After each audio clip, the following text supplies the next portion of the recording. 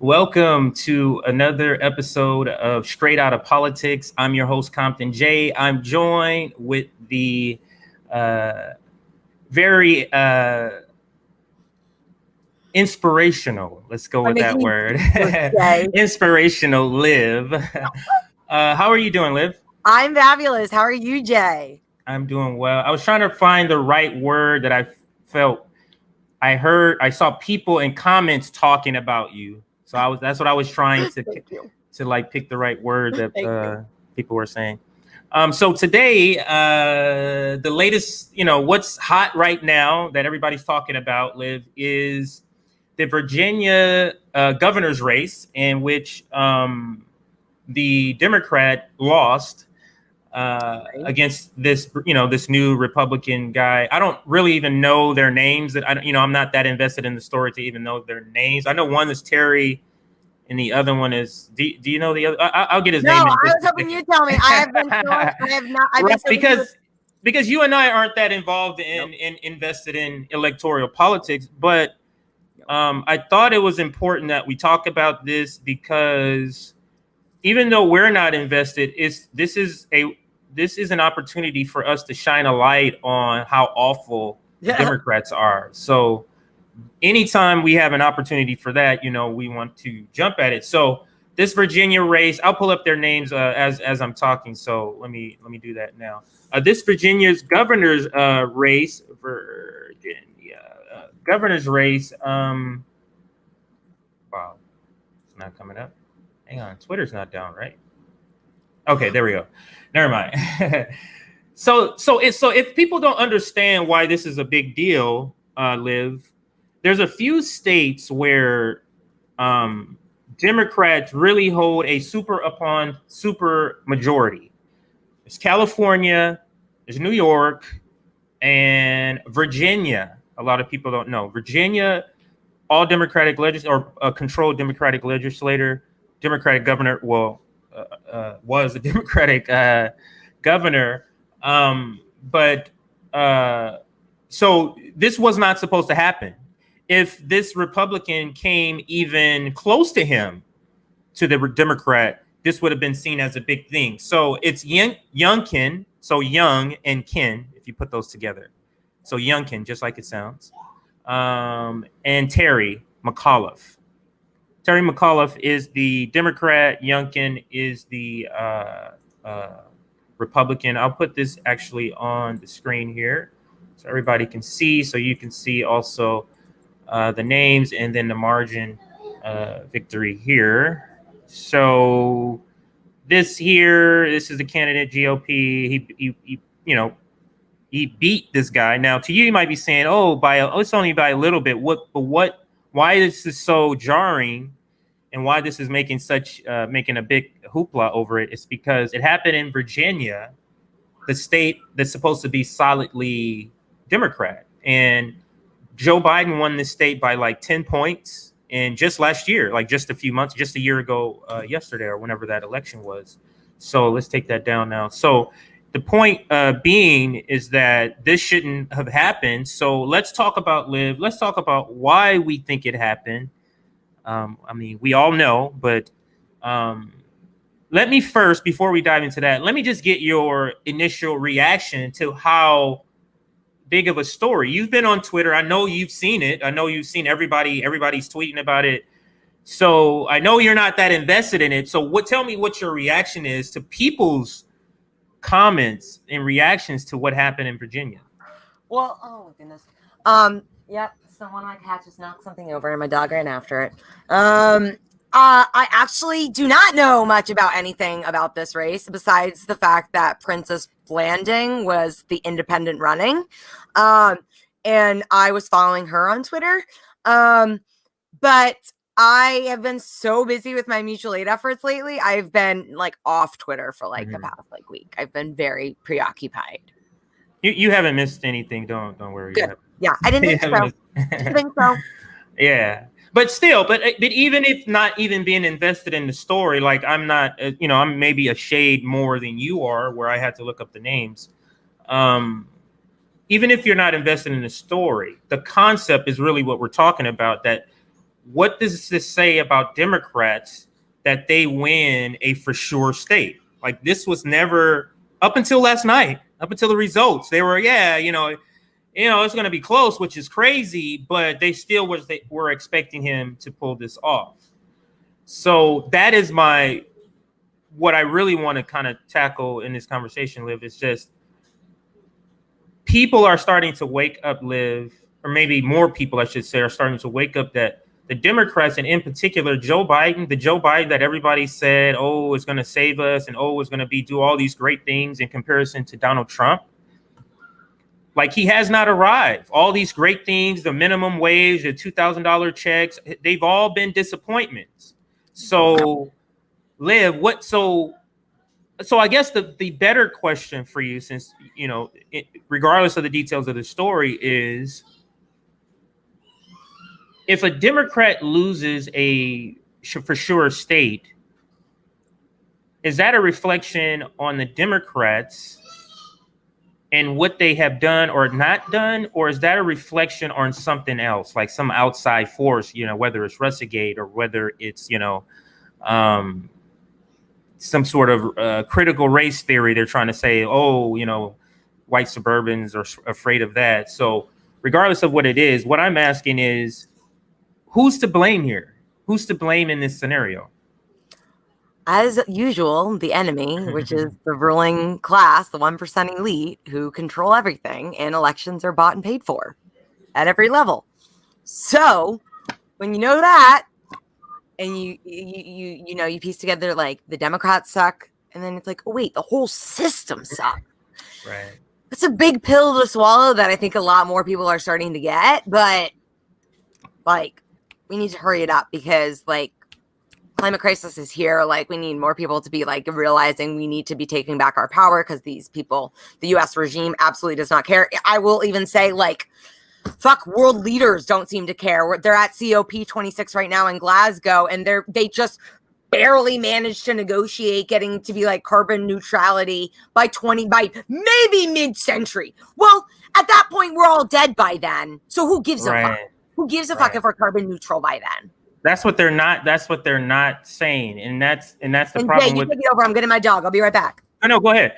And that's what they're not saying. I know you're getting me. But what I wanted to do was bring up this video here. So let's bring this up. And what we're going to be doing this throughout the episode today, where it's just kind of on the fly. So this video here, this looks like this is a person who's saying critical race theory did play a part in how they voted or play a part in this election. So let's bring this person up here, and I'm going to play this video. This is of a Virginian. It has almost 7 million votes or 7 million views. So let's listen to this, Liv, and comment on the other side. All right, I'm going in open-minded. In the governor's race here in Virginia, what's the most important issue in the governor's race here in Virginia? Getting back to the basics of teaching children, not teaching them critical race theory. And what is critical race theory? Well, I'm not going to get into the specifics of it. I don't understand it that much, but it's something that what little bit that I know, I don't care for. And what have you heard that you don't? Well, that you don't like? I'm not going to,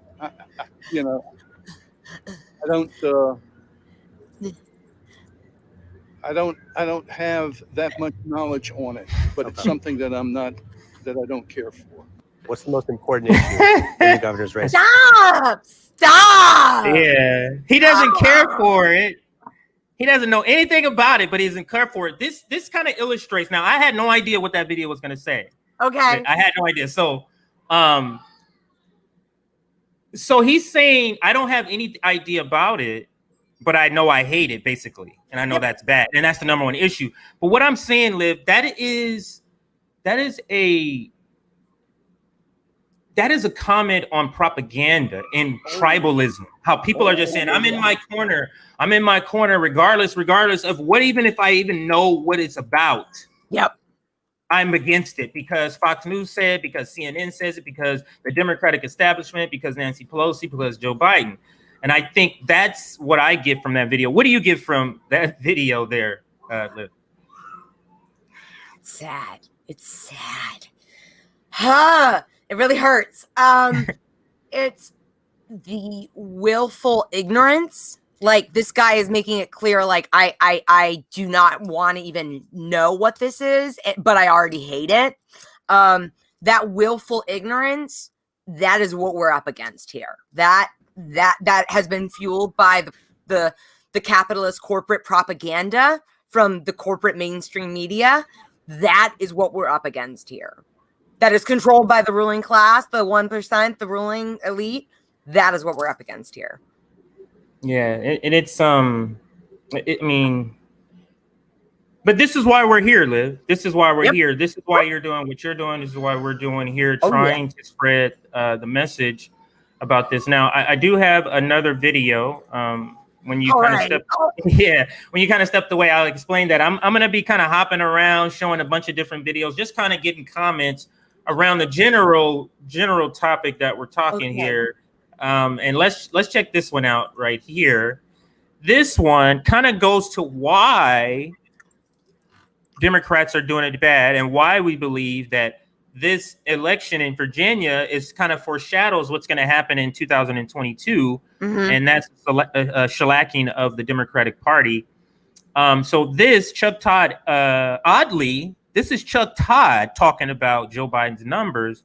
And surprisingly, he actually tells most of it. He actually tells what's going on. So let's look here what Chuck Todd is saying. We have a brand new NBC News poll out this morning that's filled with some scary news for the Democrats. The overarching message: Americans have lost their confidence in President Biden and their optimism for the country. At least they have right now. Just 22% of adults say we're headed in the right direction. A shocking 71% say we're on the wrong track. And that includes a near majority of Democrats who are saying that. President Biden's approval rating stands at a dismal 42% versus 54% who disapprove. Believe it or not, just 2 months ago, Mr. Biden was in positive territory, 49% approving, 48% disapproving. So what's pulling down the numbers? Well, look at this set of numbers. Just 37% say he has the ability right now to handle a crisis versus nearly a majority who say he does not. 37% also say he's competent and effective as president. 50% disagree with that description. What's more, Republicans, believe it or not, have double-digit leads in dealing with border security, inflation, crime, national security, the economy. I just want to pause it for that shot there. Look at that. Double digits. That is either a terrible messaging job or you're doing a real terrible job in real life. And I think it's the second or both. I mean, that's amazing. But let's finish the video and then we'll finish commenting at the end. And shockingly, on getting things done. Oh, wow. That was the end of the video. So, yeah, that's all you have to listen to, Liv. But yeah, that there, you saw the numbers of his approval rating. You saw, where people thought, are we heading in the right direction? You're talking about numbers like Trump, very Trump-esque numbers. But we're talking about Build Back Better, right? And then what is so not very unsurprising to me is that there's no self-reflection. There's no, hey, yeah, we got to do something. It's just, yeah, only if we pass this horrible, terrible bill that we're trying to shove down progressives' throats, that's how we're going to, win. That's why we would have won. They're kind of spinning it off as if because progressives kind of prolonged this debate over this bill, that's the reason why they lost, of course. So what are your thoughts on all of this? In particular, what the video with Chuck Todd is saying. Why do you believe Joe Biden's numbers are just plummeting? Why do you believe that? So I'm kind of going through also with the comments right now, or what I'm thinking. Jasper Jaguar, they want to lose. They will get what they want. And then there was another one. Democrats, Chicago GR81. Democrats behind the scenes are thrilled with those numbers. It's their job to fight the left and lose to the right. And that is the ratchet effect where they're gonna, and it's the 1%, no matter who, yes, that is who's controlling the elections anyways. Like, that's who's the deciding factor. Voting doesn't mean shit. If voting was effective, it'd be illegal. Who said that? George Carson. So I wonder what this person right here, I'm sorry to cut you off. This is Hail Mary recordings. This person says this thing turned on mandates, meaning Republicans were very inspired to come out and vote because these were history breaking numbers as far as the turnout. And this is an off year. This is an off year, meaning like on an off year, it's almost like a leap year. You know, that's how often these sort of elections happen. And the turnout was huge. And this person, I think, is saying it turned on the mandates. Do you believe that had a factor in Virginia, that, you know, white suburban moms, Republican, you know, moderate Republican suburbans came out and said, hey, we're tired of the mandates? Because Youngkin ran, his whole thing was something parents, like his slogan had involved parents. He's like, you're tired of, you know, not being able to take your kids to school. You're tired of critical race theory. Everything was geared towards parents. And all Democrats had to say was, oh, he likes Trump. He's similar to Trump. So do you believe, Liv, that mandates could play a part? And this is nationwide. Do you believe mandates will play a part in energizing the Republican base to come out? Do you believe that? Hi, Mateo. Shout out to Mateo. He says, hi, CJ. Hi, Liv. And Hey. Dems have no one to blame but themselves. Yeah. So, like, you know, they, again, back to the ratchet effect, like they want, with this faux duopoly we have, which is actually just the one party establishment. It's to seem like they go back and forth where they can blame each other and say like, well, you didn't vote for us, and that's why they won. And then they can keep going back and forth. And they have, someone just commented, yes, mandates will elect Republicans. So, I mean, I guess, I mean, listen, let me find that comment. Go ahead with what you're saying. I'll find that comment. Oh, here we go, right here. It says, yes, mandates will elect Republicans. Maybe he or she, you know, I don't know if Adam is a male, but maybe this person is saying in a shorthand, saying, hey, mandates will energize Republicans to come out and vote for Republicans. And maybe that's what this person is, you know, in shorthand saying. And that's essentially what I'm asking you too, is, do you think that's what's going to happen here? Do you think people who are so against mandates are going to come out in these races because there's no enthusiasm for Joe Biden? Yep. You know what I mean? Like, so do you think that, Liv? Do you think they're going to come out? There's going to be more Republican enthusiasm? Yeah, I think so. I think this is all part of the plan. Yeah, I was just going to call out that comment. You know, you can, you know, we won't even call ourselves progressive anymore because that's just been tainted by Democrats. If you're a leftist, we'll say that you can oppose the mandates of this vaccine.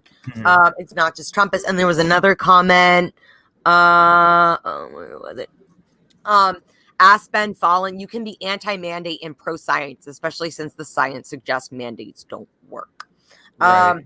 So, which I might say, I remember somebody in the administration saying something similar to that in the beginning when they were saying no mandates. Because at one point, the Biden administration was saying, no, we don't believe mandates will work. No, we're not going to go that route. So that is somewhat true, yes. So here, we're reading the comments, everybody. Yeah, you are amazing. We're going through your comments. Thank you. Reading your comments. Hail Mary recordings has another one. Stop donating, voting, and giving any credence to either of these cults, and that's right. Nick actually was just saying it. What were we on when he were just? Oh, yesterday for our Roundtable Mondays, or 2 days ago, Roundtable Mondays. He was saying the same thing, that the Democrats are a cult. Like, I know I kind of say it with an accent, but yeah, it's a cult. And Blue MAGA. Yeah, that's all they are. Like, because you're blindly voting for them. You know that this group is terrible. You know that let's just say the 37% life support, the 37 on life support. I guess that's what he's saying about the numbers of Joe Biden. DNC looking to control opposition more than ever. That is true. That's the suppression of censorship online. That is absolutely true. All right, I do agree with that. I like that comment. Let's go, Brandon. Yeah, I've seen a few of those. What about this comment here?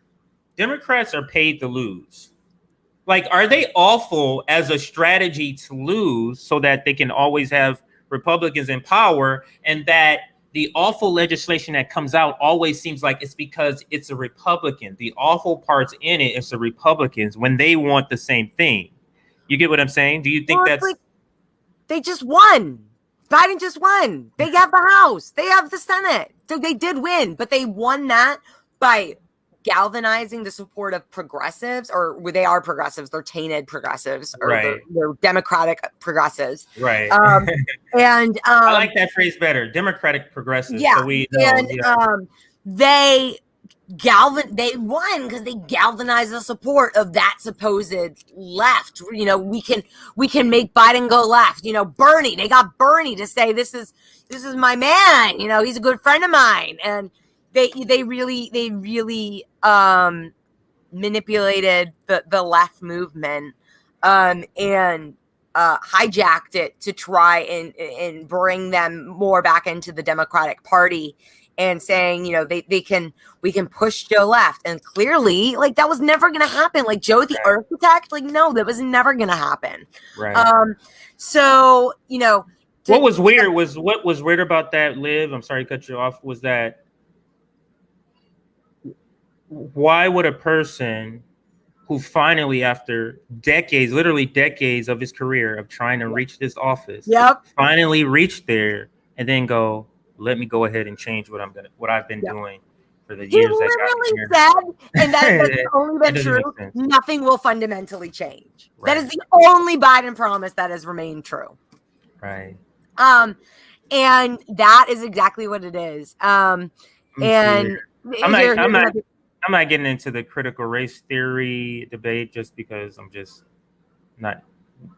is not the forum for it, but I get it as it was part of the campaign, so we can talk about it in that aspect. But as far as debating about it right here, yes, propaganda and tribalism, spot on. I did mention that earlier. And if for those that just joined us, we have a good amount of people that's watching us right now. Feeney will be joining us in a little bit. She did have a speaking engagement, and she'll be joining us right after that. So let's get back to the topic at hand, which is the Democrats. And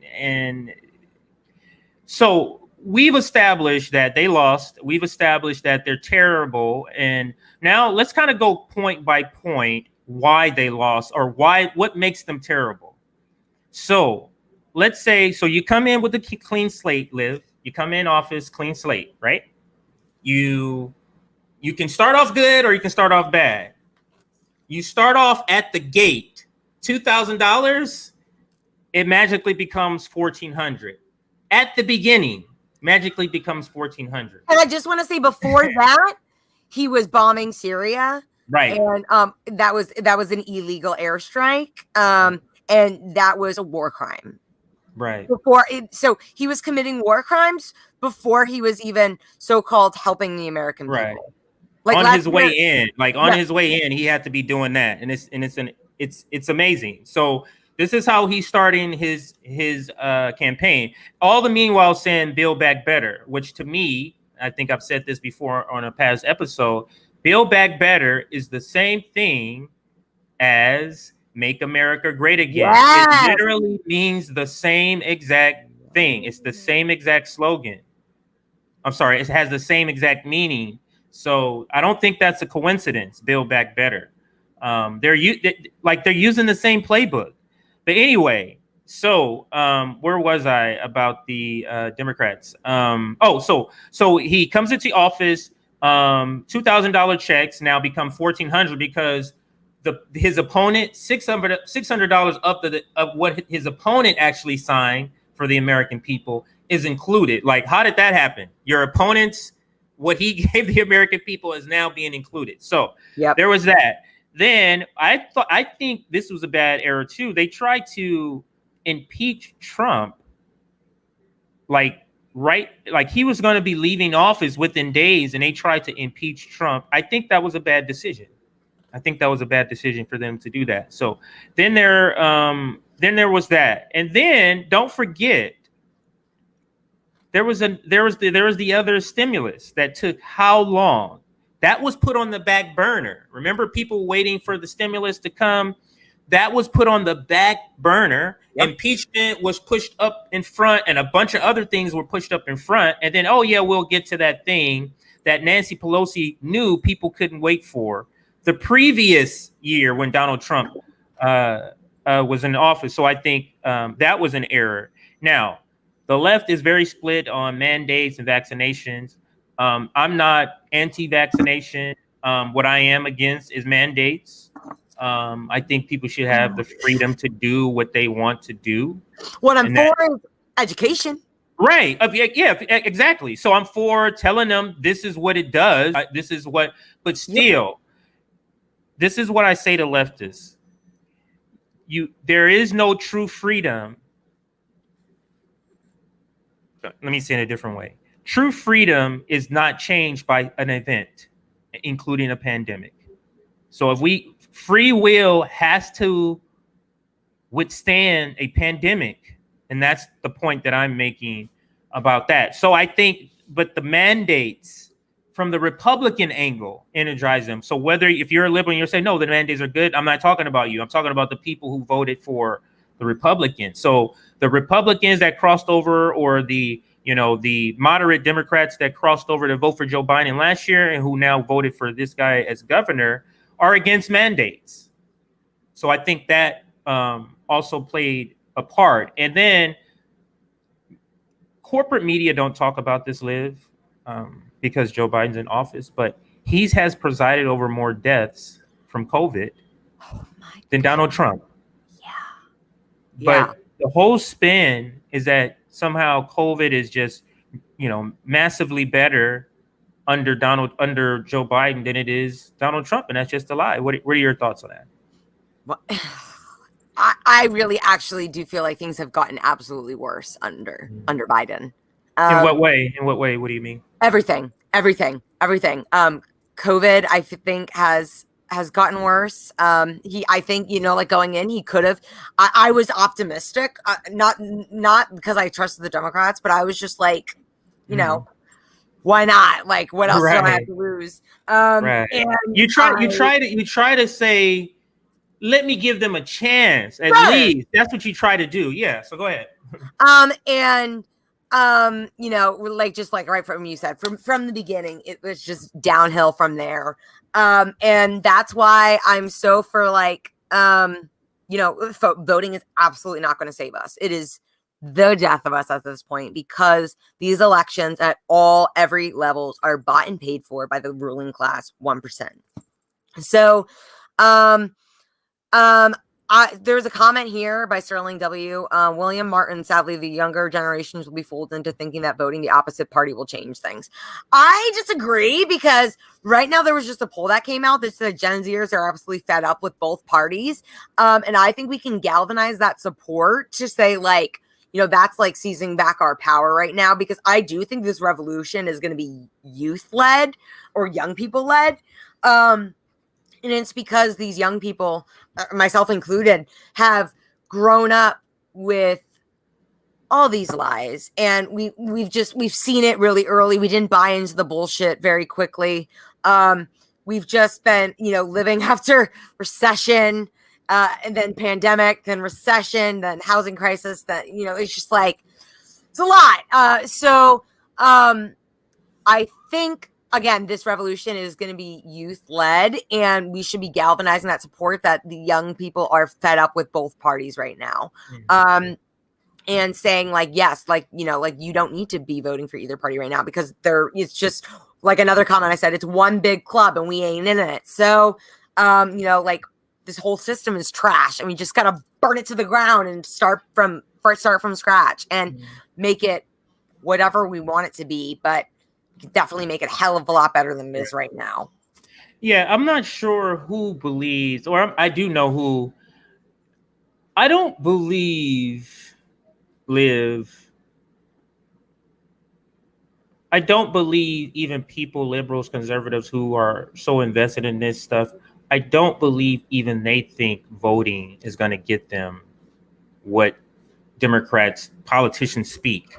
I don't even think they believe that. I think they just think this is a game. Politics is a game. This is strategy. So yes, you're seeing these points. Do this. You know what I mean? It's all a strategy. It's not like they really believe it's going to happen. And that's where the revolution has to come in. That's where the general strike. That's where direct action. That's where all of these types of things that we've been talking about with the General Strike Summit is talking about. Will address. But let's put this comment back on the screen here. Overton window has incrementally moved right year after year. They actually accelerated this action in response to the massive wave of protests last year. Defund police becomes unfund police, etc. So I'm sorry, it becomes upfund police, meaning give them more money. So that is true.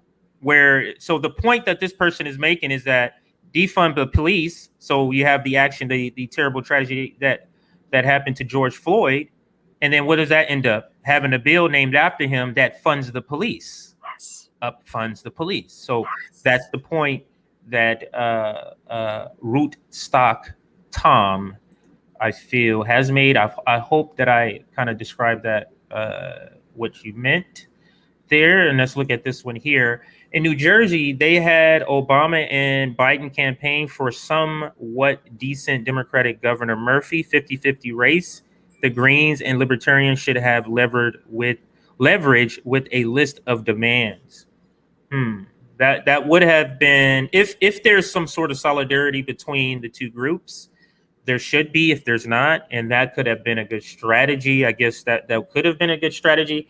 But that to me implies that the Democrats or Republicans care if they lose or not. And I don't think they do, because they fundraise off of being if they lose, and they fundraise if they win. So I don't necessarily know if they do, but that's true. Obama and Biden went down to New Jersey. So this is another point of interest, Liv, when we're talking about this is showing that people are understanding Democrats are terrible, because you can say, oh, this just happened in Virginia. No, this is happening in New Jersey, another state that Democrats should win easily.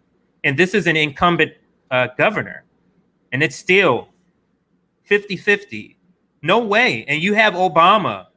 Obama is the best in the group, right? Isn't Obama the God, the savior? Isn't he, he sung Amazing Grace, and, he got a tad bit of rhythm, and that somehow, gives him, credence. But yeah, you get it, Liv. So your thoughts on all of that, on this comment, on the New Jersey race being tight, on any other comment you see in the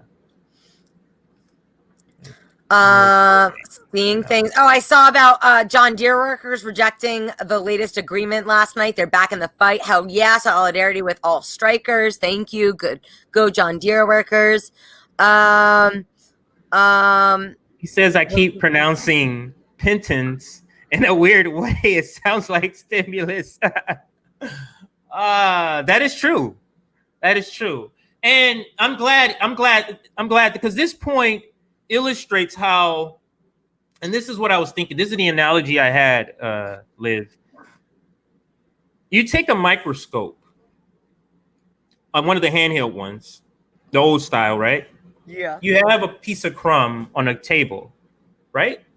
And you zoom into that. Doesn't it look huge to you? If you zoom into that crumb, it looks huge. It's like, man. And that's what happens. Like, we get so intertwined in the debate over these small little details of a terrible bill. We don't realize this is a perfect example. It went from 3.5 trillion to 1.9 or 1.8 trillion. Just like that. Just dropped.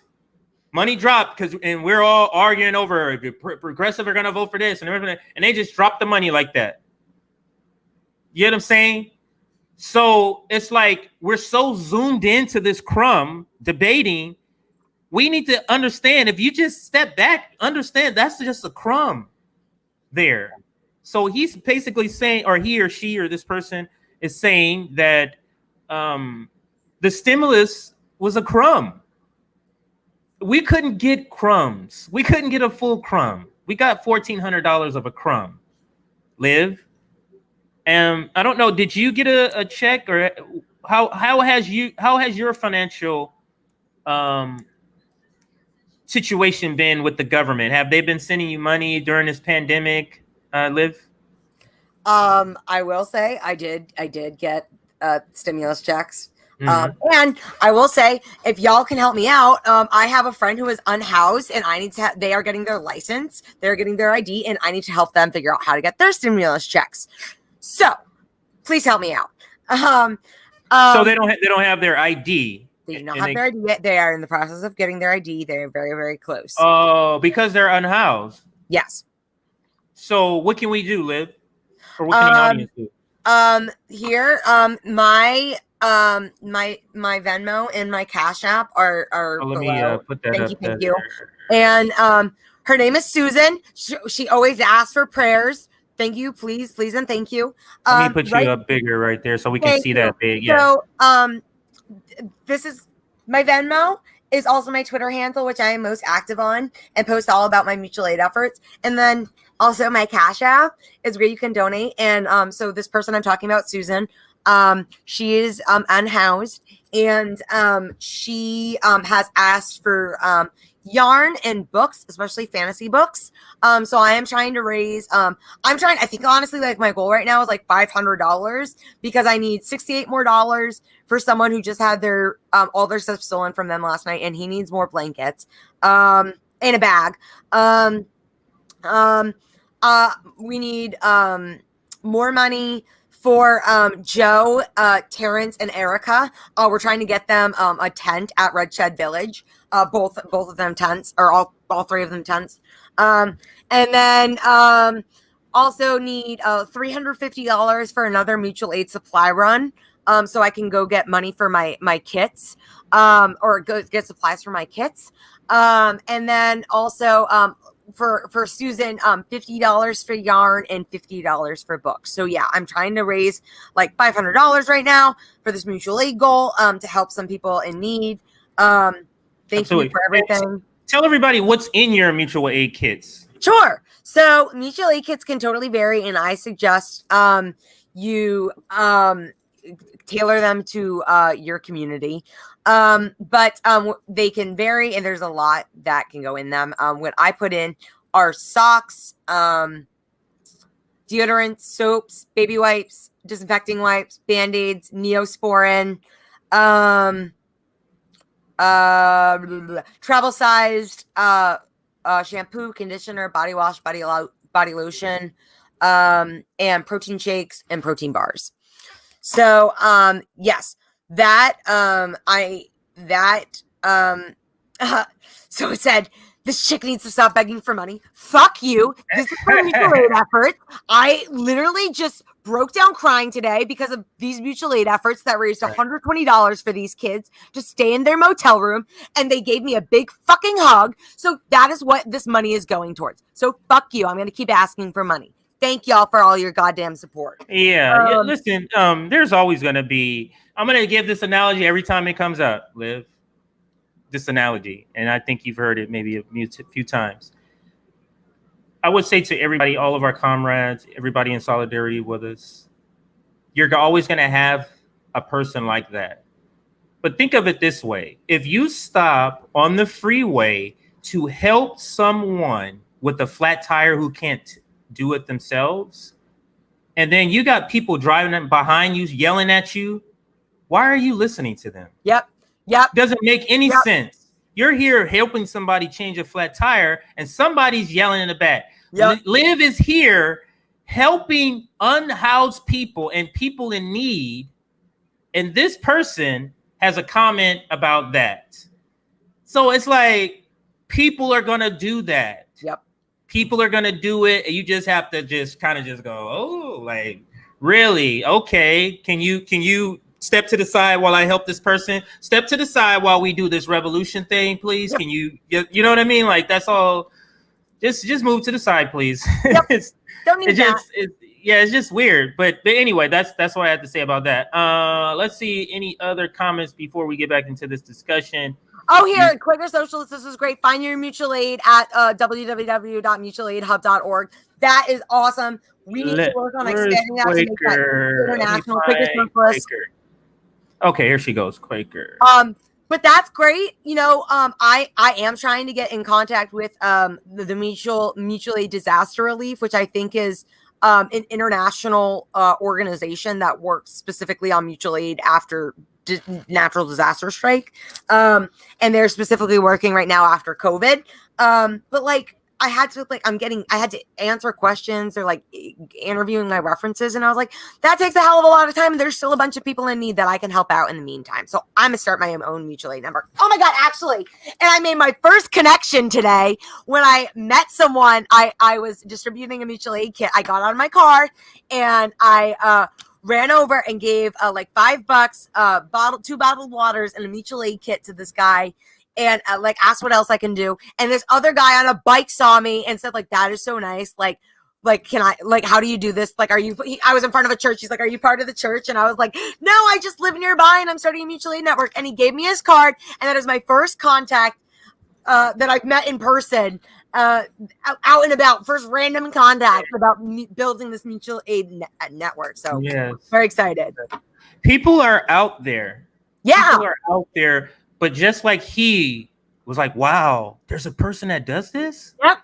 Just like he doesn't come across it, you don't come across it. And now you two have found each other. And you're going to keep having stories like that as long as you keep doing the work that you do. And to those naysayers, just the same response you had today. F off, like, yeah, okay, F off, buddy.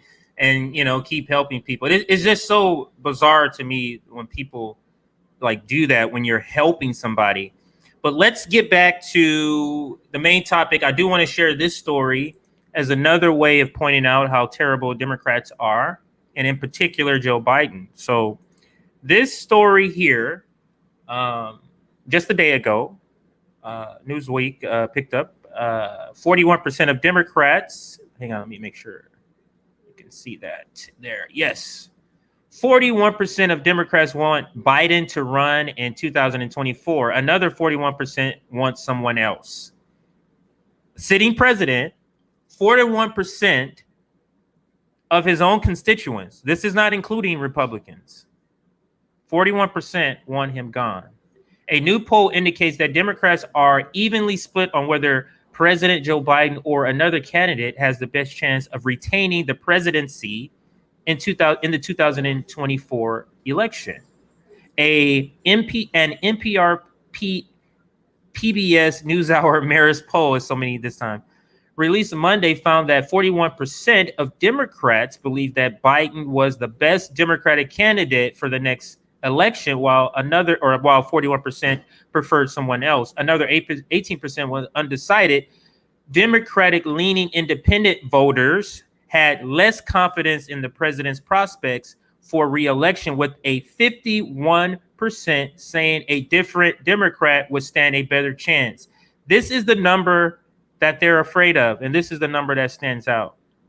51% of independents think that that the Democrats should run a different person. And I think why I'm pulling this up and why we're even talking about this, because like I said, we're not invested in,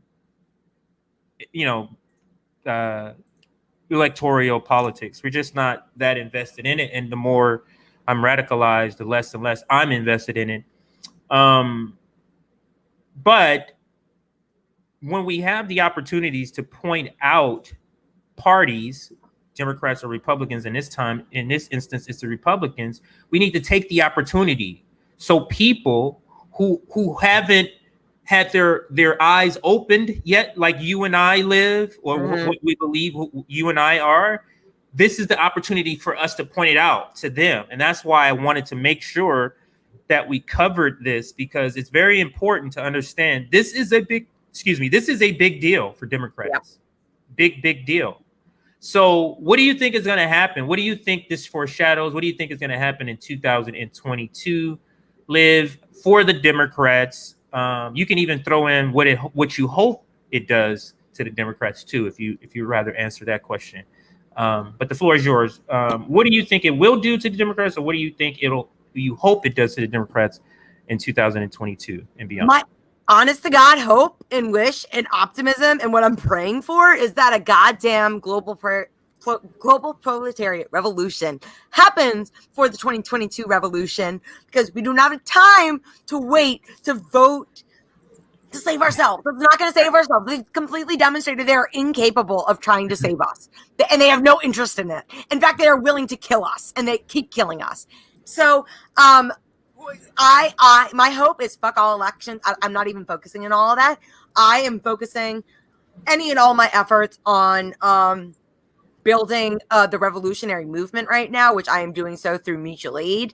That is, to me, the foundation of the revolution is mutual aid, because that is how you can get people to general strike and do everything else. But, it all comes back to mutual aid, because, and it's not, I saw someone say, it's not just like, charity work. It's also like donating your labor. I saw someone saying they donate their labor to their elderly neighbors. That's great. I'm trying to do that here as well. Starting a dog walking co-op, a babysitting co-op. So many things to get involved with. But like also that direct action is that community building, and that is part of mutual aid as well. And that is part of what makes a difference. And through that community building and community organizing, you can spread education and spread the word of the revolution and inspire people to go on strike and take action. And that can all just come from mutual aid building. Absolutely. And what I'm gonna just give you a heads up just so you're prepared, but we're gonna shout out some of your mutual aid. I think we're gonna do a segment of like that where we're shouting out mutual aid, like I think we talked about it before. We're going to have a climate emergency kind of segment, and then mutual aid, because the Fred Hampton leftists, we believe that mutual aid is the structure for the future, especially with, robotics taking over, a lot of machinery taking over working class jobs, with a lot of gig work. Mutual aid is the way that we're going to survive with this growing economic inequality. Because we're not going to be able to survive on our own. It's like, just look at now. You have people working 2 jobs, 3 jobs. Like, I know several people working 2 jobs, and they got careers, they got degrees. Like, they're still working 2 jobs just to make it. And it's not like they're, taking, living in the Hamptons. They're just living in a regular house, and just, this is what it is to try to make it. And it's so many people with degrees live who are Uber drivers. Yep. So many that are, because they're making more money doing that. And I think that is just, it's terrible. And it's a reflection of the times. But so let's talk about what's going to take Liv in 2022 for people like you and I to make a difference in this. We talk about the mutual aid. We talk about the urgency of now, because literally every year that goes by is terrible for the climate crisis. Yep. Every year that goes by that something is not done, it is terrible for the climate crisis. So, and if people think that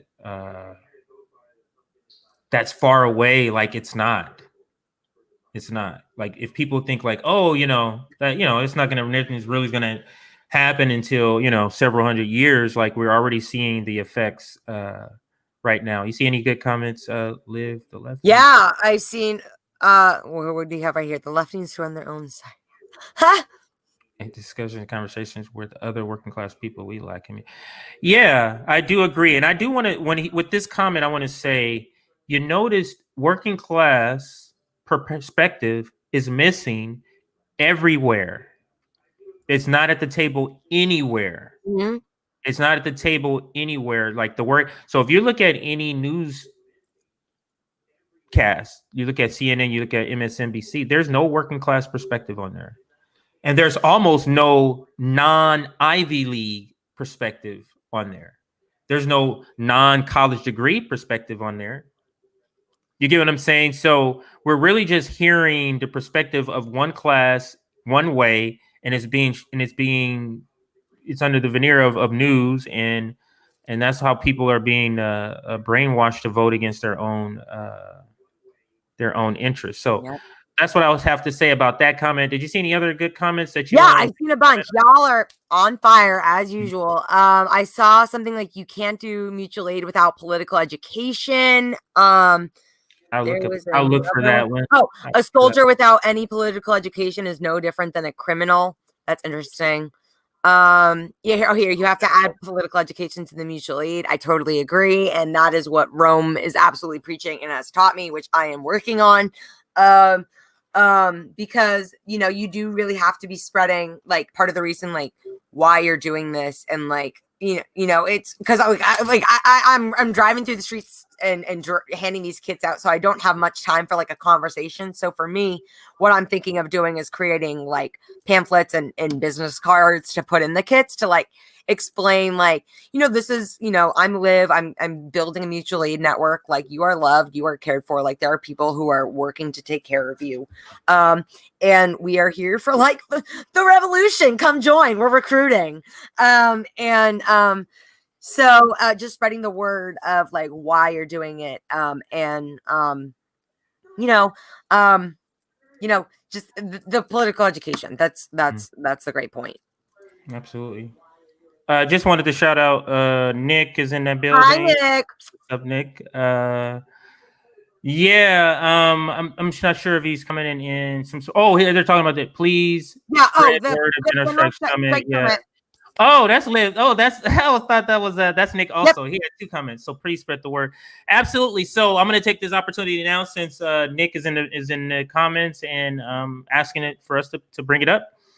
General Strike Summit, November 12th through the 14th. That's Friday, Saturday, Sunday. It's a little bit over a week from this Friday, upcoming Friday.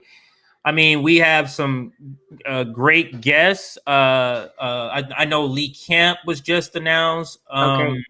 Nico House was just announced. Franco, case study QB.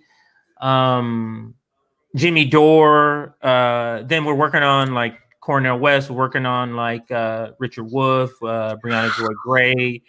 That's huge. We're working on a bunch of different people, and then that's not even to mention the organizers. I'm sorry, the activists and organizers of organizations, of mutual aid organizations, mutual aid organizers. We're also going to have those people on, and so. For those who are just hearing what the General Strike Summit is, let me explain what it is. So the General Strike Summit is not a general strike. It's a summit to talk about how to put together a successful general strike. And the idea comes from that we are passionate. Those of us who are ready for a general strike now, hey, let's go. But you really have to think about the planning. There's really has to be planning, really have to talk about all the details. And we felt like maybe let's do a summit to where we begin to talk about those things, strategies, answer concerns and questions about general strike. Like one of the number one concerns is, how do I survive economically, putting food on the table for my family during a general strike? So that's something that the General Strike Summit would want to address, would want to have discussions about, talking about that, bring on activists and organizations. You talk about mutual aid, because that obviously will be the answer to that is forming a mutual aid infrastructure. But anyway, the point of the General Strike Summit is to talk about the details of what needs to take place in order to plan a successful General Strike Summit. Now, hopefully, maybe there's another summit. Maybe there's 2 or 3 of these summits. And then we say, okay, we've talked enough. We feel like we have a good path forward. Now let's start to strategize. It could be that. It could be after 2. It could be after 1. So that's the whole concept. It had to start with conversations. It has to start with education, and that's what the late great Fred Hampton, the chairman, would always say. Where's the education part? The education part, that is very, very important, and we just feel here at the Fred Hampton Leftist Network that that's what we're trying to do, is educate. So let me see if there's any announcements that I'm missing that he's saying there was just one made, because I wasn't on. I've been doing this stream. Let me just check to make sure there wasn't a new one since then. Okay, no, there was not a new one since then. Oh, the Red Berets will also be appearing. I know that they were announced. And the candidate that ran against Nancy Pelosi was just confirmed. We all know who that is. Shahid Buttar was just confirmed. He will be on the General Strike Summit. So that's our plug for the General Strike Summit. Let me actually see if I have any graphics to show. That'll be nice. Yeah, let's do that. Let's show some graphics here. Do it. To kind of show you who we got. I guess I gotta go to here. 1 second, everybody. Liv. Yes. We're gonna talk about this on air. I know this is the first time I'm bringing this up to you, but this is okay. Of course, we're gonna have you come on. Yes. And be a part of the General Strike Summit. So my question to you is, what you like to contribute as far as conversations? Like, what do you believe? So this is your episode. Let's just pretend like this is your episode on the General Strike Summit. This is your segment on the General Strike Summit. What is it that you feel is the issue that you want to talk about? I think I would do mutual aid activism / community organizing work. I think that's what I would focus on. Absolutely. So yeah, we absolutely gonna do that. So let me pop this one up here and show you a couple of these here. These announcements so you can see. So we probably announced case study QB. So make sure I did an interview with them. Yes. Yes, case study QB will be there. Let's go back and see who else did we recently announce. I know Jimmy Dore. Yes, I heard that. Somewhere down here. But I'll find him in just a second. Okay, let's do this one. This one is this is where the one I was talking about, the Red Berets. Red Berets will be at the General Strike Summit. All right. And let's see. Let's just go to bookmarks because I know they are over here. Here we go. Here's one of, oops. Clicked too many times. Here's one of my, I'm excited to do. Professor Zankas. Awesome. Yeah, Professor Zankas, I think, or Zinkas, I believe we're pronouncing it right. He'll be speaking on Capitalism is Making Me Sick. Look up his TED Talk. Anthony Zenkus, Zenkus. Look up his TED Talk. There is a TED Talk where he speaks about the traumatic effects of capitalism on poor people and kids. So check that out. So yeah, he will be appearing, and then of course, I think this was the first person we announced. Jimmy Dore will be appearing also at the General Strike Summit. So again, just having conversations about it, answering your questions. Make sure you pop in when you can. We're gonna be streaming from 10 a.m. till 10 p.m. each day on Friday, on Saturday, and on Sunday. We're gonna have so there'll always be an FHL member on whichever segment that you're watching. So make sure you check us out. And we wanted to do it over a span of 3 days because we know we want to reach a lot of working class people, and we wanted to include a weekday and also include the weekend, just so we can get those try to reach as many people with different varying shifts working class, people working around the clock in the United States all the time. So yeah, that is the general strike. Make sure you join us. Follow us on Twitters for more updates, for more announcements. Of course, there's more names. I don't want to mention everybody until they're confirmed, but there's a lot more names. I think we have I want to say 50 or 60 guests. Wow. That we're working on. Yeah, that we're working on right now. And then, Hard Lens Media will also be there. I didn't show their graphic, but they will also be there. So Awesome. I think I covered a lot there. Let's see if there's any questions about what I said. Yes, Ron Placone will be there. And I won't say his name yet because I don't know for sure. But I did mention Lee Camp will be there. I didn't mention him.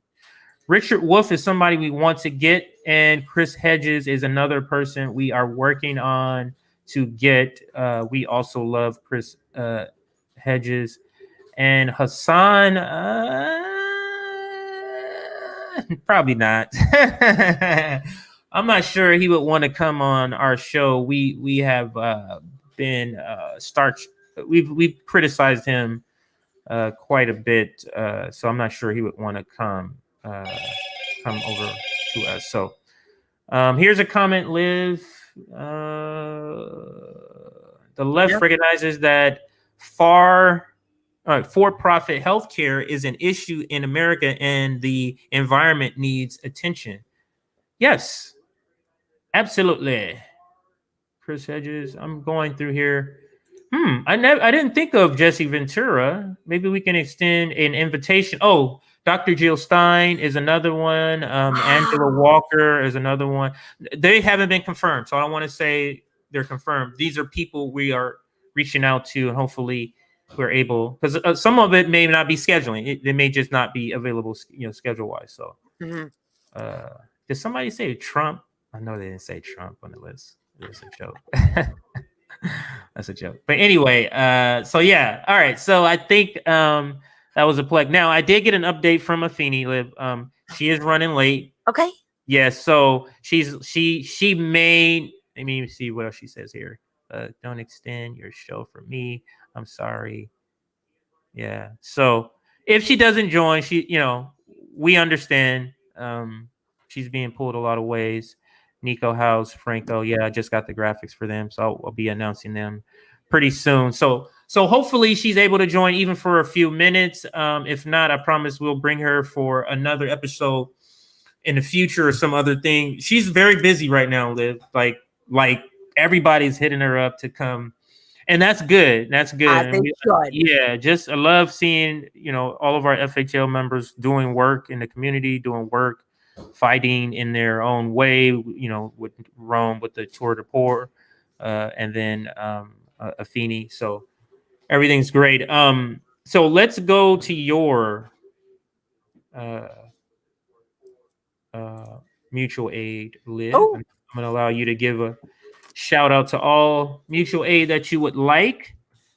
Before we get back, I do have a couple more comments about the Democrats, but let's bring up your and shout out some, because I'm hoping, when we do these shout outs for mutual aid, that people who are able to give are donating some in some way that they can.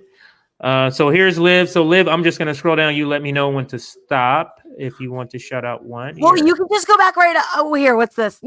Well, first you can just go up and show my bio, because my Cash App and my Venmo are there. And then you'll show my thing again, and we can show you that. It's right there. So it's in my bio if you follow me on Twitter. And then if you scroll down a little bit, there was that comrades, I need help. That was my most recent one. Okay. So, we have a friend who just had everything stolen from him, and he needs blankets. So I need $68 more for that. Susan, oh my God, and thank you so much. I saw someone in the comments said I have gorgeous yarn for Susan, and you sent me a Twitter message. Thank you. Susan says thank you. So I'm trying to raise like $50 for yarn for Susan, $50 for books. I'm running low on gas. I need $30 for gas. I'm doing like 2 trips to Baltimore a day to do these mutual aid trips. So thank y'all for all your support. And then I also am trying to raise $350 so I can do another mutual aid supply run. So I can go get all the supplies for my kits. So I can go distribute those as well. And then, I mean, I'm scheduling a time to talk to Red Shed Village and Baltimore about getting my friends Joe, Terrence, and Erica, and hopefully Susan and her boyfriend as well, situated with tents right now at Red Shed Village. So that's going to be another fundraising effort I'm going to need from all of y'all. So with help from all y'all. So I'll be putting another tweet about that after this episode. But yep. So these are just, this was from this morning. I did buy blankets for our unhoused friend, or for our friend who was unhoused and had everything stolen from him yesterday. But I was not able to find him today or this afternoon or yesterday. So I asked Joe and Terrence and Erica if they needed blankets, and I gave it to them. And all 3 of them said they loved me, and I almost burst into tears. And I just screamed, "I love you" back. So that is where all this money is going to. It's going directly to the aiding of the people. Y'all, if I can do it, if Rome can do it, y'all can do it. You know, it's you know, ask for help, because it's just not just a one person effort. I am doing this with the help of all y'all. This is a we effort that our mutual aid efforts are happening. You know, mutual aid does not happen alone, but you can take the initiative to start it in your own community. So, you know, you don't need much to start. You could start, you know, with going through your pantry and seeing what else you have to go hand out. You could go start a free pantry, which is what I just did at an abandoned gas station down the street from me. You can go ask your neighbors what they need help with, what chores they need help with, and start organizing co-ops like that as well. And, you know, remember spreading the education of like why you're doing this, and the whole spiel of, you know, doing it for the greater good and communism and all that jazz, season means of productions, you know, put in those little anecdotal tads there, here and there as well. So, you know, just get involved, you know, get involved today. Nothing's stopping you. Right. Yeah, that's awesome. So please contribute. And this is an idea. I'm just thinking of it. So I'm not saying this is a FHL announcement or anything like that. I think maybe FHL should have some sort of mutual aid fund, because we are able to reach a lot of people.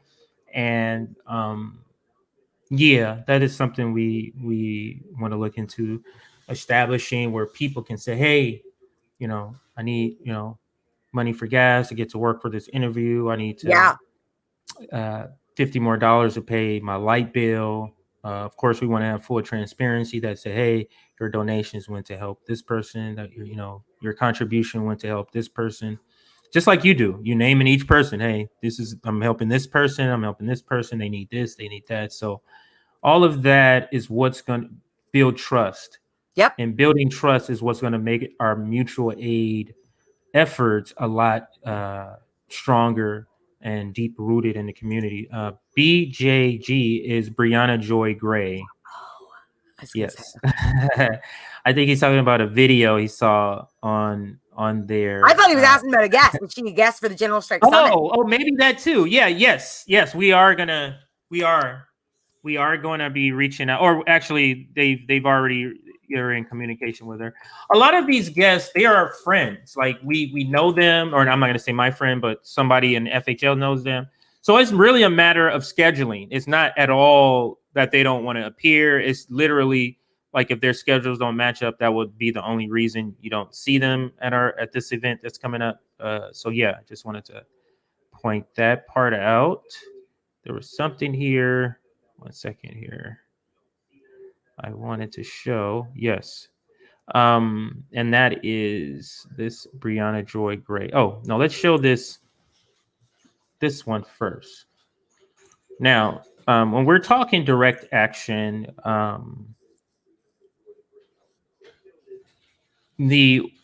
whitewashing of Martin Luther King, really telling him that he's a socialist. They don't really talk about his critique on capitalism and the empire. They don't never really want to talk about that.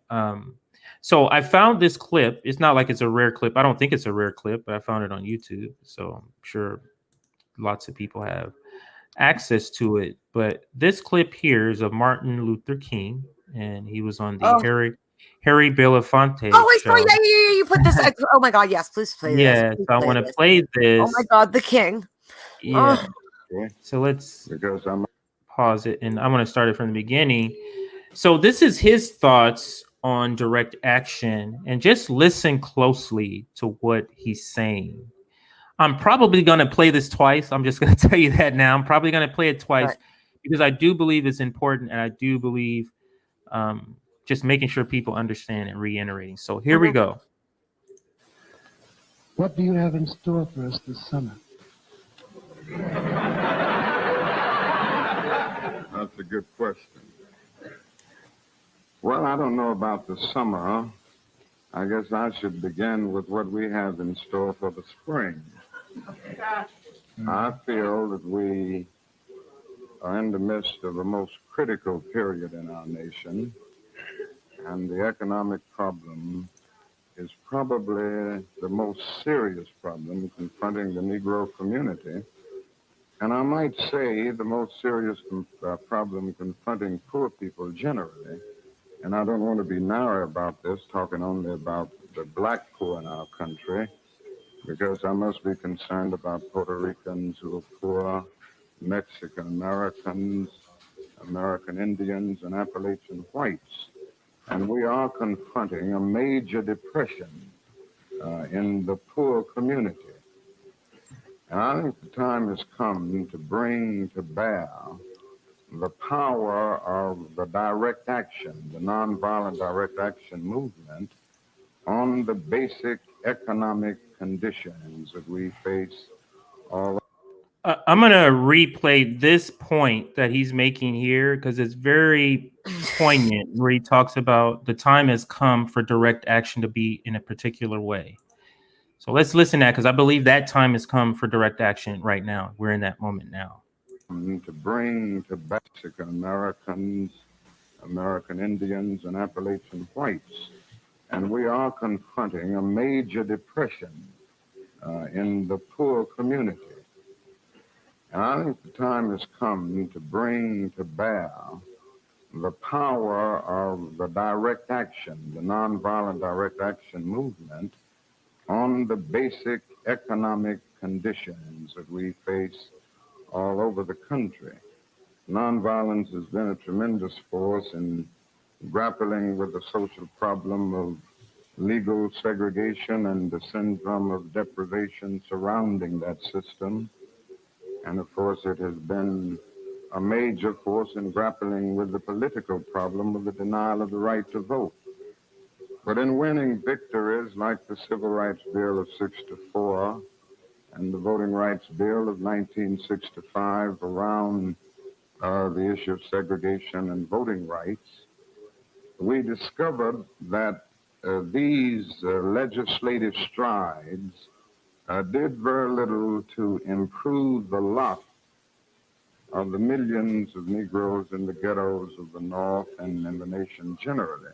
In other words, it did very little to penetrate the lower depths of Negro deprivation in communities all over. So that is very, very key.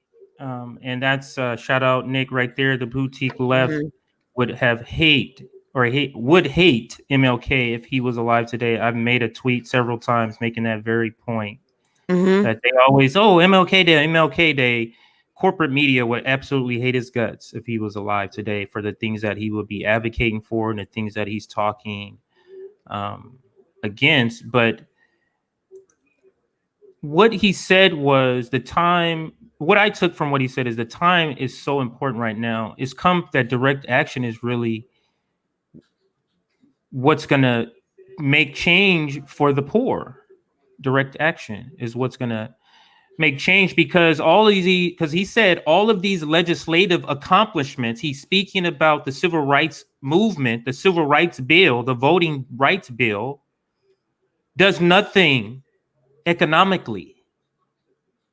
And therein lies, that's where he's talking about poverty. That's where the Rainbow Coalition comes in. That's where it affects different people. And he talked about Appalachian whites. He talked about Puerto Ricans at that time was a big Puerto Rican influx. And that's why Puerto Ricans was a front of mind. So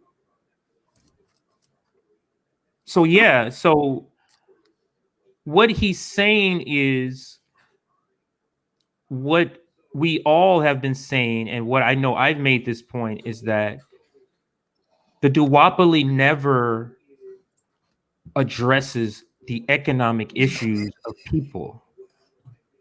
It'll give Black people a holiday, but it'll never address the economic plight that the system puts Black people in. Like, it'll never address that. It only addresses non-economic issues, and that's the point that I think he was making there in the end, is that these legislative strides, The crumbs. does nothing to help them economically, help poor people. So what are your thoughts on MLK, his comments there, just the idea of what the concept of what he's saying? What are your thoughts there, Liv? Well, I saw a comment first off, the whitewashing of MLK and the ignoring of Malcolm X. That is, yep. Especially as a white person, I was never taught in school about Malcolm X. I had to learn about Malcolm X on myself, and that is a recently new figure that I am learning much more about. And part of it is because on my part, a reluctancy, because what I have learned about him was, as we've talked about before, is he's credited as a Black supremacist or a domestic violence extremist. And there was some, like, just this like uncomfortability of like, well, what does that mean? And like, I don't know. So it took me to like do that deconstructing, to be like, okay, like who is this figure Malcolm X? Why do I have these notions of him? I want to learn more about him. And he is absolutely, I am definitely a school of MLK has taught me a lot. I have an MLK tattoo. I have a dream tattooed on me. That is one of my most inspirational speeches that I've ever heard. But I definitely feel I am more of the Malcolm X school of thought right now. I feel that way too. You are definitely Malcolm X more. Thank you. Oh, that's such a huge compliment. Thank you. Yeah, but I'm sorry. Go ahead, continue. But that was just like, that was I have not I have not known about Malcolm X, and now I'm trying to learn more. I just ordered his autobiography. It's sitting on my nightstand. Because I think he was such an inspirational figure, a revolutionary figure, and that the establishment knew it. That's why they had him killed. That's why they had MLK killed. They knew that they were true threats to the establishment. So once I learned about that, it only made me want to learn more. And I that's why I'm so thankful for also, Fred Hampton. That was another inspirational revolutionary figure that I did not learn about in school at all. That was never taught to me. That was completely ignored. And he was killed as well. He was assassinated as well by the government. So we need to be talking more about learning from the past. We can learn so much. Let me say this, because that's a great segue. That's actually how we're starting off the General Strike Summit. Is the first actual segment is learning from the past, and case study QB is going to start us off with talking about, I forget the book. I don't want to say the book wrong name, so I'm not going to say the name, but it's a book about learning lessons from the past movements. And he's going to basically do a PowerPoint presentation about it. And I think it's going to be great. I just wanted to throw that in there. And since you mentioned the chairman. Let's go ahead and, Yes, listen to this video. Here, this video here. Sorry, just trying to get this set up. All right, so here we go, where he's basically saying we're not going to fight fire with fire.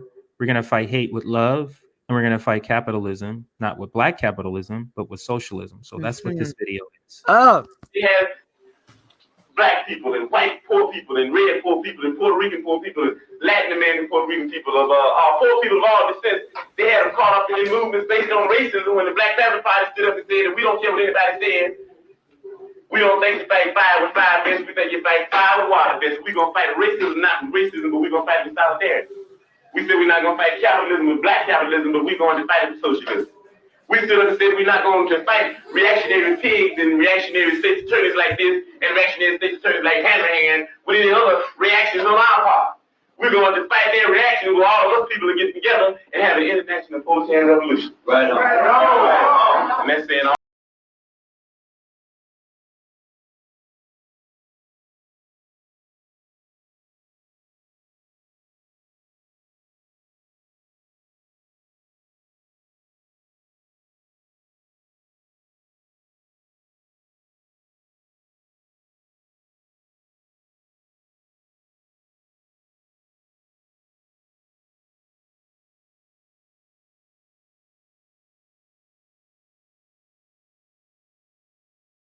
And you heard the testimony of pigs here, and you got pigs of all colors, you know that.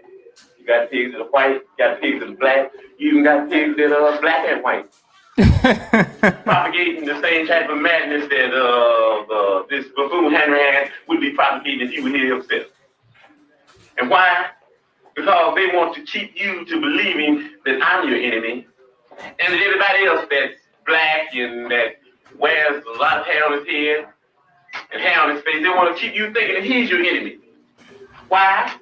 Because if ever you would disregard him and overlook him just for a minute and throw away that question of racism and start into dealing with a little logic, then there would be no one else you could attack other than Hanrahan, other than Davy, and other than Tricky Dicky Nixon.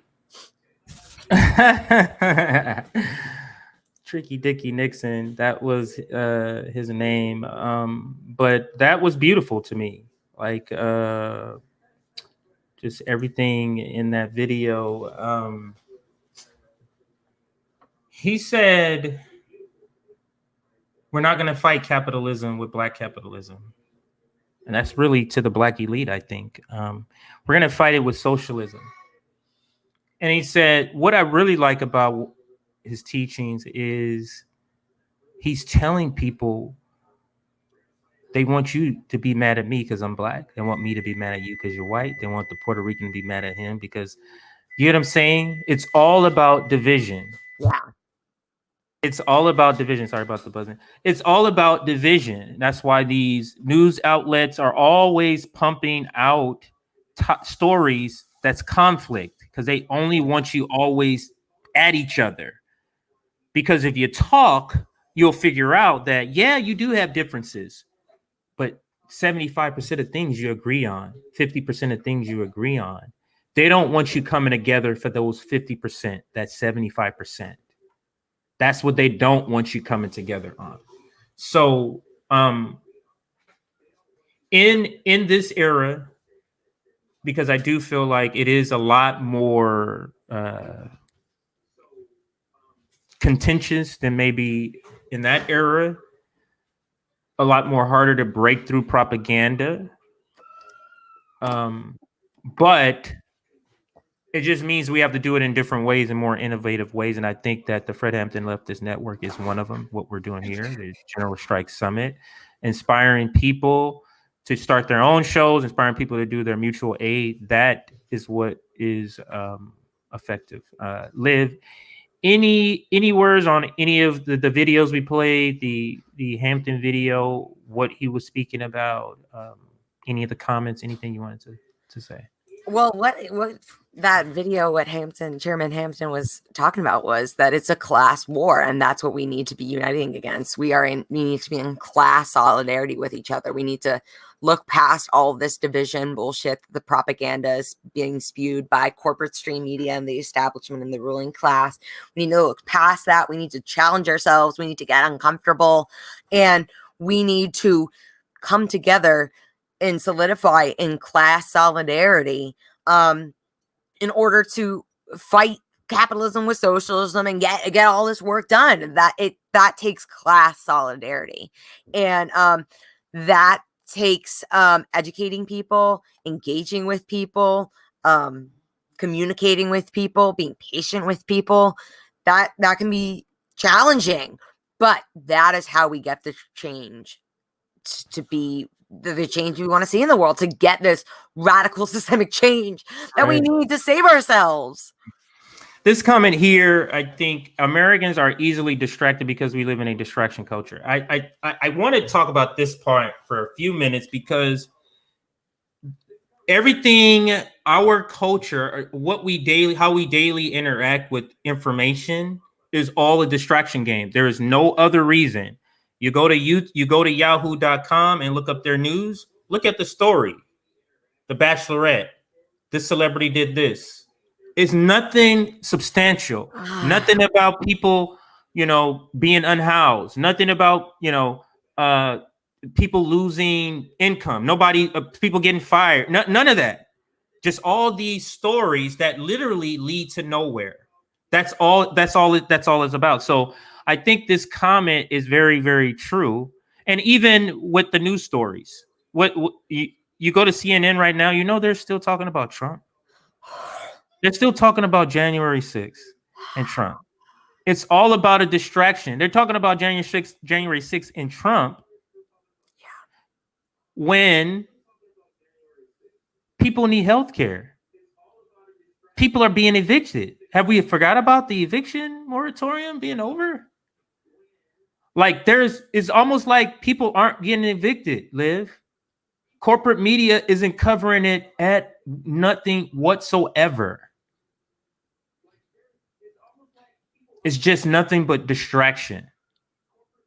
Nothing but distraction. What are your thoughts on this comment on just the idea that it's nothing but distraction?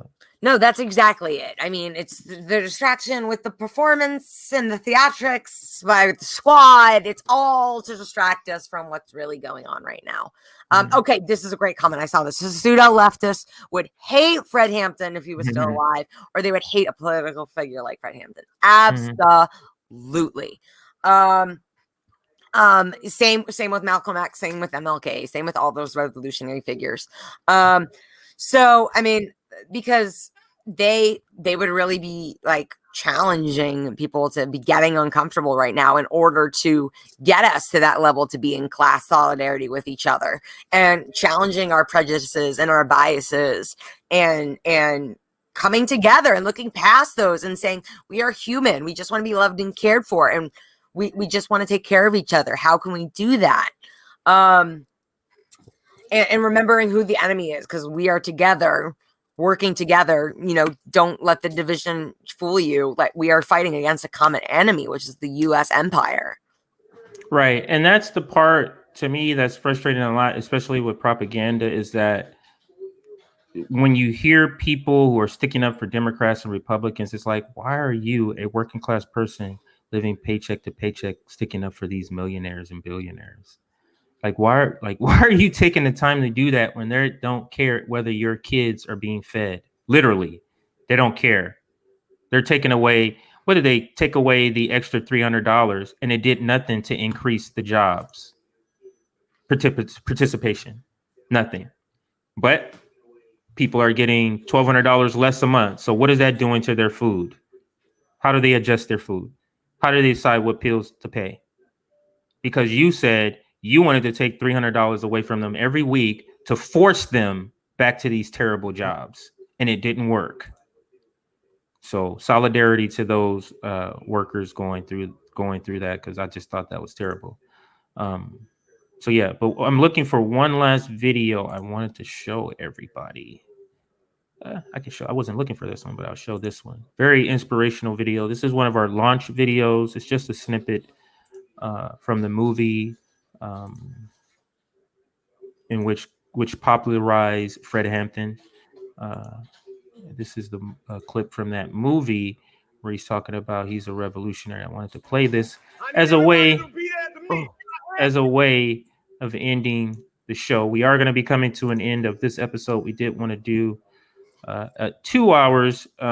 If Afeni, I'll do another check. Let's play the video, and then I'll check and see if Afeni has sent me any other updates.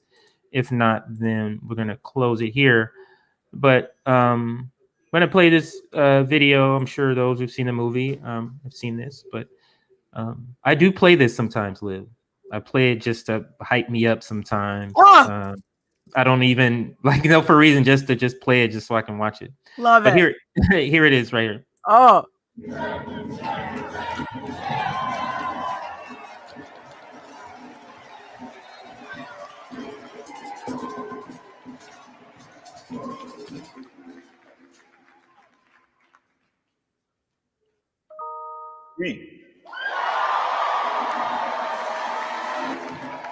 I need everybody to repeat after me. I am a revolutionary.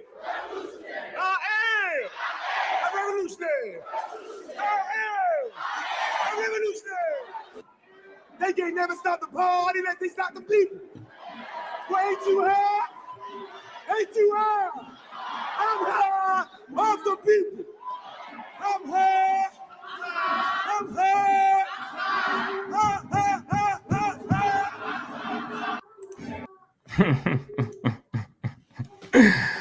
Yeah, just get your hearts racing. But that's the feeling that people like you and I have when we're talking about this revolution. We're talking about this general strike. Like, we're like that. Like, let's go. When we're talking about the general strike, you just need to understand that everybody's not there yet, but we can get them there just by pointing out, like what we did today, pointing out how awful the Democrats are. And that's the reason why they lost in Virginia. What are your final thoughts while I check with Afeni and see what's her ETA and see if she's sure. Yeah. What are your final thoughts on the video on Fred Hampton? How inspirational, just his tactics of organizing. I think he was brilliant. His tactics of organizing, and that to me is what I want to. I wish that I want the Fred Hampton Less network to aspire to be the most, and also aspire to have the mutual aid network that the Black Panthers had. So, what are your thoughts about all of this while I check on Afeni here? Well, what the topic is about how the Democrats suck, just stop buying into it. Stop letting them distract you. As we just said, this is like distraction culture. So just stop paying into it. Get involved in direct action in your community. Do that however you see fit. Tap into your uniqueness as an individual and think of what you can contribute to your community that you feel is a strength of yours. Get creative. For me, that was, I'm very boots on the ground, community organizing, being where the people are. So that was being where the people are, delivering these mutual aid kits and asking what else I can be doing, delivering clothing, delivering blankets, delivering underwear, delivering gloves, delivering bottled water. That is where I'm at. But there's, ways to be doing that. You can set up free pantries. You can set up free fridges. You can start talking to your neighbors about doing lawn care and dog walking co-ops and babysitting co-ops and running errands and cleaning inside, outside. So many different things you can do that start with mutual aid. And while you're doing that, because Fred, that just blows my mind. How young Fred Hampton was. How young. He's just 32. Just speaks to how amazing he was. He just revolutionary, like to the biggest degree. I mean, just you know what? You just throw that clips like that. That is what Fred Hampton, Malcolm X, MLK would want us to be doing right now. This direct action in our communities. That's really getting involved with our fellow community members, our fellow human beings, and building those community relationships and helping meet those immediate and long-term needs of saying like, I can get you this XYZ now, and I'm building this relationship with you, so I'm gonna get you when you need me in the future. Come let me know, come holler at me. Like, you are building that relationship, and that goes a long way. And that is part of what mutual aid is in the first place. Like, even just talking to someone. Like, I went to the animal store the other day to go get my animals their food, and there was a sign that said understaffed, so we're closing early. And I went in and I was talking to her about it. It's like, y'all should strike. Like, that's crazy. And so like, I'm gonna go back. I have to go back to the animal store today and be like, y'all, did you hear about the strike that's happening? Like, what about y'all? About mutual aid? Have you heard about those that are intact? It's just the little things you can do on a daily basis that are revolutionary acts that really get this thing going. Absolutely. I did check in with Afeni. No updates, so probably she's not going to make it in time. No I did want to kind of end, as this is my final thought for this episode. I wanted to end with this pinned tweet on my Twitter. We only have one thing they want: our labor. A general strike is the answer for Medicare for all. A general strike is the answer for a living wage. A general strike is the answer for getting money out of politics. A general strike is the answer for substantially taking care of the climate emergency. A general strike is the answer for ending qualified immunity. Basically, a general strike is the answer for everything that the ruling class is preventing happening for us in any sort of good way. So this video here I did a while ago, but it still is relatable, and that's the reason why I keep it up. So let's go ahead and play it here. I'm all for all forms of direct action, but it's becoming more clear to me every day that the fastest, most effective way for us to gain the policies we want, for us to gain change, is through a general strike. I simply don't see any other way being as effective as a general strike. Voting, first off, I'm not sure who still thinks voting is the number one priority when we're trying to make change in a country. Voting is not the top priority. I'm not saying don't vote, but voting is a side dish. Voting is not by any means the main course of a movement or the strategies of a movement. The language of the oligarch is money. That's the only thing they understand. Because of this, the only way for people to affect change, real change, is by affecting the pockets of the oligarch, of the ruling class. And the pandemic perfectly illustrates that. Do they care about the deaths, people dying, people getting sick, so they give us health care? No. They care about the stock market. So the stock market got a bailout like that. So then the question becomes, how do we affect the pockets of the oligarch? How do we affect the pockets of the ruling class? We only have one thing they want, and that's our labor. So how do we affect change? How do we do it? There's just one answer, and that's general strike. General strike is the answer to the leftist movement. General strike is the answer to Medicare for all. General strike is the answer for a Green New Deal. General strike is the answer for a living wage. General strike is the answer to get the corporate grips, the corporate hold on our government released. I'm all... Absolutely. And I think that kind of sums it up for me in this episode. And so the title, something like Democrats suck and they deserve to lose in 2022 and 24. And they absolutely do. That doesn't in any way mean, Liv, I need to make sure people understand this because I saw something like this on Twitter. That doesn't mean we want the Republicans to win. They're equally as terrible. Yep. Stop getting in the frame of mind. If we talk against one of the Democrats or Republicans, that means we like the other. Yep. There's more than two parties here. There's more than two options to vote for. That's not the only options. So they're terrible. They're going to take a beating in 2022. Some of us believe it's by design, like they want to lose. And other of us believe that they're just terrible, and that's why they lost. Mm-hmm. Regardless, the bottom line is the working class, the American people are still suffering with a government that's not doing anything for them. That's still the bottom line. So any last comments, Liv, before I go ahead and sign off here? Get involved with your community. Start your own mutual aid network if you aren't already involved with one. Even if you're already involved with one, you know, start your own in your own community as well. There's so much you can be doing right now. And mutual aid is like an act of revolution. Like that is a revolutionary act, because that is exactly what the establishment does not want us to be doing right now. Uniting together, helping each other, watching out for each other. That is exactly the opposite of what they promote, are that individualism that they pride us on.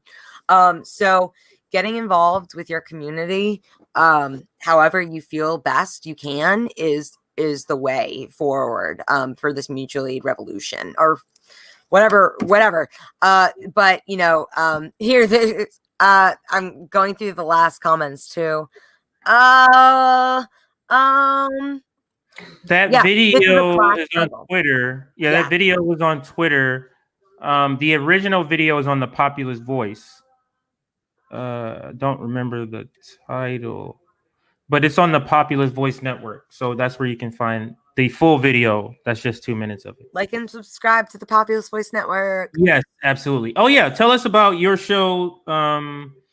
It's actually been doing good. I've been looking at the views. Like, have you? Because I haven't. How's it doing? Yeah, I'm like, wow, the Populist Voice is doing way better than I thought. Really? Yeah, because it's for the fact that you just started doing shows. You get what I'm saying? Like, I'm looking at your views, and then I'm looking at the views of another podcast. I'm not going to say their name, but they've been working for 6 months, and it's like, it's the same thing. And it's just like, wow, that's great. So yeah. So tell us about your show. What's going on with the Populist Voice? What are you doing? So thanks to you, I am network director of the Populist Voice Network. And we are coming at you with, we have like 7 great shows all week. I have a show, Live Positive, on Fridays at 7 p.m. Eastern, where we talk about current events and give it a positive spin on how you can get involved and spread some love, positivity, and kindness. Yeah, we're working hard. The leadership team, all our hosts of our shows, we're working hard to, you know, get this revolutionary word out of the people.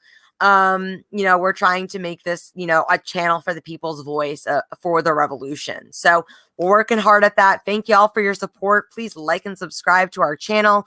We are moving towards Rockfin, which I can ask you about, CJ, about when we're getting to Rockfin, because we are getting censored on YouTube. So we are trying to move towards Rockfin ASAP. But please like and subscribe to our channel on YouTube and on Twitter for the meantime. Absolutely.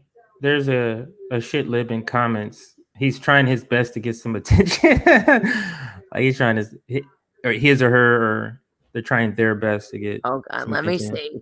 Yeah, stuff like this. It takes a week. Like he don't understand here at the FHL network, especially on the straight out of Hampton politics. I'm not afraid to show people what other people's critiques of me, because I fully understand that.